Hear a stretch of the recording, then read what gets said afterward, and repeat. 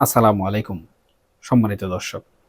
আশা করি দেশের বর্তমান এই পরিস্থিতিতে আপনারা যে যেখানে আছেন অবশ্যই ভালো আছেন।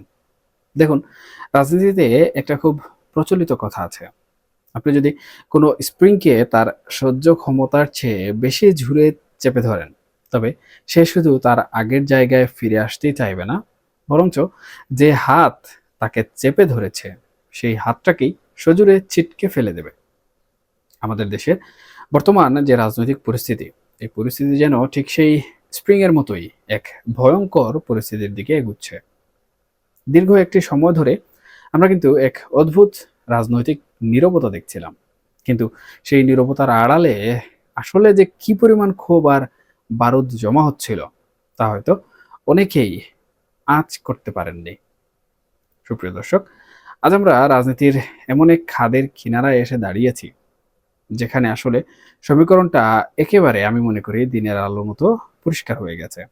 আর সেই সমীকরণটা হলো, হয় আওয়ামী লীগের রাজনীতির উপর থেকে যে ঘোষিত নিষেধাজ্ঞা রয়েছে, সেই নিষেধাজ্ঞা তুলে নিয়ে তাদেরকে স্বাভাবিক রাজনীতি করার সুযোগ দিতে হবে এই বাংলাদেশের মাটিতে। অন্যথায় তারা এমন এক কঠোর ও মরণপণ আন্দোলনের দিকে ধাবিত হবে, যার চূড়ান্ত পরিণতিতে বর্তমান সরকারের পতন পর্যন্ত হয়ে যেতে পারে। আজকের আলোচনায় আমরা এই নির্মম সত্যটাই ইতিহাসের আয়নায় এবং বর্তমানের বাস্তবতায় বিশ্লেষণ করার চেষ্টা করব। আপনারা পুরোটা সময় যদি একটু গভীর মনোযোগ দিয়ে আমাদের এই রাজনৈতিক ভূ প্রকৃতিটা লক্ষ্য করেন, তাহলে অবশ্যই বুঝতে পারবেন কেন এই উপসংহারটা আজ এত বেশি প্রাসঙ্গিক হয়ে উঠেছে। দর্শক, আপনারা নিশ্চয়ই অত্যন্ত গভীরভাবে খেয়াল করেছেন, গত কয়েকদিন ধরে রাজনীতির মাঠের আবহাওয়া একেবারে কিন্তু বদলে গেছে। দীর্ঘ প্রায় ২ বছর পর আওয়ামী লীগ এবং তাদের ভ্যানগার্ড হিসেবে পরিচিত ছাত্রলীগের পক্ষ থেকে যে ভাষায় প্রকাশ্যে হুঁশিয়ারি দেওয়া হচ্ছে, তা সাধারণ কোনো রাজনৈতিক বাগাড়ম্বর নয়। ছাত্রলীগের সাধারণ সম্পাদক তার যে ভিডিও বার্তাটি দিয়েছেন, তার প্রতিটি শব্দচয়ন যদি আপনি বিশ্লেষণ করেন, তবে দেখবেন সেখানে কোনো আপোষের সুর নেই, বরং আছে এক ধরনের চূড়ান্ত লড়াইয়ের ঘোষণা। তিনি স্পষ্ট করে বলেছেন, যে হাত তাদের দিকে ধেয়ে আসবে সেই হাত তারা গুড়িয়ে দেবেন এবং রাজনৈতিক সমীকরণ তার রাজপথেই বদলে দেবেন। সভাপতিও কিন্তু ঠিক একই ধরনের বিবৃতি দিয়েছেন। এই কথাগুলো কিন্তু হঠাৎ করে শূন্য থেকে আসেনি। যখন একটি বিশাল রাজনৈতিক দল, যাদের শেকড় এই বদ্বীপের একদম প্রত্যন্ত অঞ্চল পর্যন্ত ছড়ানো, তাদের অস্তিত্বের উপর চরম আঘাত আসে এবং তাদের আসলে দেয়ালে পিঠ ঠেকে যায়, তখন কিন্তু তারা অস্তিত্ব রক্ষার জন্য যে কোনো পথ বেছে নিতে পারে। তারা এখন প্রকাশ্যে বলছে যে এই পরিস্থিতি যদি চলতে থাকে, তবে এর চড়া মাসুল বর্তমানে সরকারকেই দিতে হবে। এর সোজা অর্থ হলো, তারা আর আইনি লড়াই বা নরম সুরের যে রাজনীতি, সেই রাজনীতির জন্য অপেক্ষা করতে রাজি নয়। তারা সরাসরি সরকার পতনের এক ভয়ঙ্কর ছক কষতে কিন্তু শুরু করে দিয়েছে। দেখুন, ইতিহাসের দিকে যদি আমরা একটু ফিরে তাকাই, তাহলে রাজনীতির এই অমোঘ নিয়মটি আমাদের কাছে কিন্তু আরো পরিষ্কার হবে। আপনারা সেই আইয়ুব খানের আমলের কথা স্মরণ করতে পারেন, কিংবা ৭৫ পরবর্তী বাংলাদেশের চরম সংকটময় যে দিনগুলো, সেই দিনগুলোর কথা ভাবতে পারেন।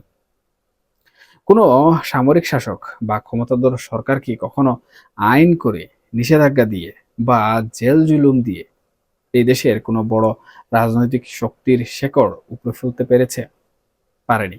বরং ইতিহাস সাক্ষ্য দেয়, যখনই কোনো মূলধারার দলকে স্বাভাবিক রাজনীতি থেকে জোরপূর্বক যেভাবেই হোক দূরে সরিয়ে রাখা হয়েছে, তখনই সেই দলটি কিন্তু আরো বেশি আগ্রাসী হয়ে উঠেছে এবং আরো বেশি আক্রমণাত্মক হয়ে উঠেছে। দর্শক, রাজনীতিতে একটা কথা আছে, প্রকাশ্য রাজনীতির চেয়ে আন্ডারগ্রাউন্ডের রাজনীতি হাজার গুণ বেশি ভয়ঙ্কর। আওয়ামী লীগকে যদি তাদের স্বাভাবিক কর্মকাণ্ড পরিচালনা করতে না দেয়া হয়, তবে তারা কি চুপ করে ঘরে বসে তসবি পড়বে? কখনোই না। তারা তাদের বিশাল কর্মী বাহিনী নিয়ে রাজপথে নামবে। আর সেই নামাটা হবে মরণ কামড় দেওয়ার মতো। কারণ তারা আসলে জানে এই লড়াইয়ে হারলে তাদের আর কোনো অস্তিত্ব থাকবে না। আর এই মরণ কামড় যখন তারা দেবে, তখন রাষ্ট্রের আইন শৃঙ্খলা রক্ষাকারী বাহিনী দিয়ে তাদের কতক্ষণ আসলে ঠেকিয়ে রাখা যাবে, সেটাই এখন সবথেকে বড়, আমি মনে করি, প্রশ্নের বিষয়। দেখুন, আমরা কিন্তু এরই মধ্যে সেই স্ফুলিঙ্গের দেখা পেয়ে গেছি। আপনারা হয়তো দেখেছেন কুমিল্লা এবং নোয়াখালীতে কি বিশাল জমায়েত আর মিছিল হয়েছে। একটি দলের উপর যখন চরম নিষেধাজ্ঞা আর দমন-পীড়ন চলে, তখনও যদি তারা শত শত হাজার হাজার মানুষ নিয়ে রাস্তায় নেমে আসতে পারে, তবে বুঝতে হবে ভেতরে ভেতরে তাদের সাংগঠনিক কাঠামো কতটা আসলে মরিয়া হয়ে উঠেছে।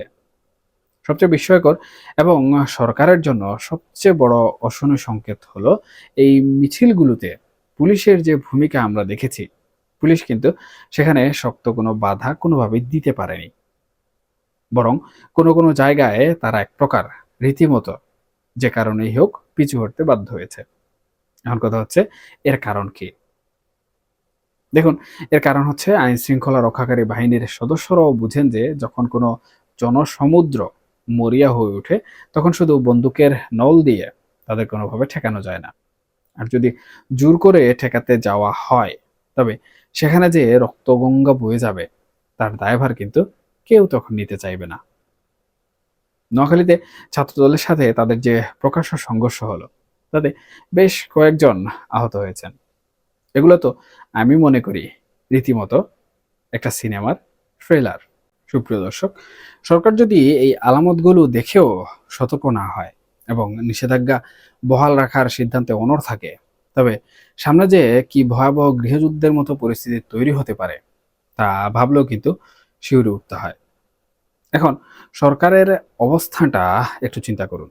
যারা রাষ্ট্র পরিচালনার দায়িত্বে আছেন, তারা হয়তো ভাবছেন যে আইনি প্রক্রিয়ায় ট্রাইব্যুনালের মাধ্যমে আওয়ামী লীগের শীর্ষ নেতাদের বিচার সম্পূর্ণ না হওয়া পর্যন্ত তাদের রাজনীতি নিষিদ্ধ রাখাটাই যুক্তিসঙ্গত এবং বুদ্ধিমানের কাজ। কিন্তু বাস্তবতা কি? বাস্তবতা হলো, একটি বিচার প্রক্রিয়া সম্পন্ন হতে ৮-১০ বছর বা তারও বেশি সময় কিন্তু লেগে যেতে পারে। এই দীর্ঘ সময় কি আওয়ামী লীগের মতো একটি দল, যাদের লক্ষ লক্ষ নেতাকর্মী আছে, তারা কোনোভাবে নিঃশব্দে চুপচাপ বসে থাকবে? এটি একটি চরম অবাস্তব চিন্তা। যখন তারা দেখবে যে আইনি পথে তাদের ফিরে আসার আসলে কোনো সুযোগ নেই, তখন তারা কি করবে? তারা রাজপথের সহিংসতাকেই একমাত্র বিকল্প হিসাবে বেছে নেবে। আর এই সহিংসতা যখন দেশব্যাপী ছড়িয়ে পড়বে, তখন বর্তমান সরকারের পক্ষে কি এই বিশাল চাপ সামলে রাষ্ট্র পরিচালনা করা কি আদৌ সম্ভব হবে? দর্শক, অর্থনীতি এমনিতেই ভঙ্গুর। তার উপর যদি প্রতিদিন রাস্তায় সংঘাত, ভাঙচুর আর রক্তপাত চলতে থাকে, তবে প্রশাসন একসময় সম্পূর্ণভাবে স্থবির হয়ে পড়তে পারে। আর প্রশাসন স্থবির হয়ে পড়া মানেই হলো সরকারের পতন অনিবার্য হয়ে ওঠা।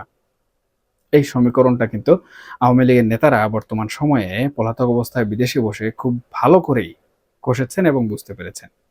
ঠিক এই জায়গাটিতে এসে আমরা যদি বিএনপির মতো একটি বড় রাজনৈতিক দলের বর্তমান অবস্থানের দিকে তাকাই, তবে রাজনীতির আরেকটি গভীর মাত্রা আমরা কিন্তু দেখতে পাবো। আপনারা লক্ষ্য করেছেন গত ৪ জুন বিএনপির মহাসচিব মির্জা ফখরুল ইসলাম আলমগীর সাহেব খুব চমৎকার একটি কথা কিন্তু বলেছেন। তিনি এদেশে একটি সহনশীল এবং গণতান্ত্রিক রাজনৈতিক সংস্কৃতি প্রতিষ্ঠার উপর বেশ জোর দিয়েছেন এবং বলেছেন সব রাজনৈতিক দলকে তাদের কর্মকাণ্ড পরিচালনার সুযোগ দিতে হবে। আসলে কেন তিনি এই কথাটি বললেন? কারণ বিএনপি কিন্তু খুব ভালো করেই জানে যে রাজনীতিতে শূন্যতা বা ভেকুয়াম বলে কিছু নেই। আজকে যদি একটি বড় দলকে কোনোভাবে জোর করে মুছে ফেলার চেষ্টা করা হয়, তবে কাল সেই চরমপন্থার বিষ পাম্প পুরো সমাজকে গ্রাস করবে। তাছাড়া বিএনপি এও বুঝে যে আওয়ামী লীগকে যদি রাজনীতি করার সুযোগ না দিয়ে দেয়ালে পিঠ ঠেকিয়ে দেওয়া হয়, তবে তারা যে মরণঘাতী পরিস্থিতি তৈরি করবে, তাতে দেশে এমন এক অরাজকতা সৃষ্টি হতে পারে যা গণতান্ত্রিক উত্তরণের পথকেই চিরতরে বন্ধ করে দেবে। হয়তো তখন তৃতীয় কোনো অপশক্তি এসে ক্ষমতার মসনদ দখল করে বসবে, যা আসলে কারো জন্যই মঙ্গলজনক হবে না। আন্তর্জাতিক সম্প্রদায় কিন্তু বারবার এই ইনক্লুসিভ বা অন্তর্ভুক্তিমূলক রাজনীতির কথাই বলছে। তারা খুব ভালো করেই জানে যে বাদ দেওয়ার রাজনীতি বা মাইনাস করার রাজনীতি কখনোই কিন্তু শান্তি বয়ে আনে না। দর্শক, আমরা যদি আমাদের এই সম্পূর্ণ আলোচনাটাকে একটা সুতোয় গাঁথতে চাই, তাহলে আমাদের সেই শুরুতেই কিন্তু ফিরে যেতে হবে। আমি শুরুতেই বলেছিলাম সেই স্প্রিং এর কথা, যাকে অতিরিক্ত চেপে ধরলে সে ভয়ঙ্করভাবে ছিটকে ওঠে। আজকের দিনের বাস্তবতা হলো রাষ্ট্র এক চরম ক্রান্তি লগ্নে দাঁড়িয়ে আছে। রাজনৈতিক জিঘাংসা আর প্রতিশোধের যে চক্র আমরা বছরের পর বছর ধরে দেখে আসছি, সেখান থেকে বেরিয়ে আসার এখনই হয়তো আমি মনে করি শেষ সুযোগ। বর্তমান সরকারের যেটি রয়েছে, সেই সরকারের সামনে এখন মাত্র দুটি পথ খোলা। প্রথম পথটি হলো একটি সুস্থ রাজনৈতিক পরিবেশ নিশ্চিত করে আওয়ামী লীগ সহ সকল রাজনৈতিক দলকে তাদের মত প্রকাশের এবং জনগণের কাছে যাওয়ার সুযোগ দেয়া। জনগণ সিদ্ধান্ত নেবে কাকে তারা রাখবে, কাকে তারা রাখবে না। অপরাধীদের বিচার অবশ্যই চলবে আইনি প্রক্রিয়ায়, কিন্তু দলের রাজনীতি করার যে অধিকার, সেই অধিকার ফিরিয়ে দিতে হবে। আর দ্বিতীয় পথটি হলো এই দমন-পীড়ন এবং নিষেধাজ্ঞার পথেই হাঁটা।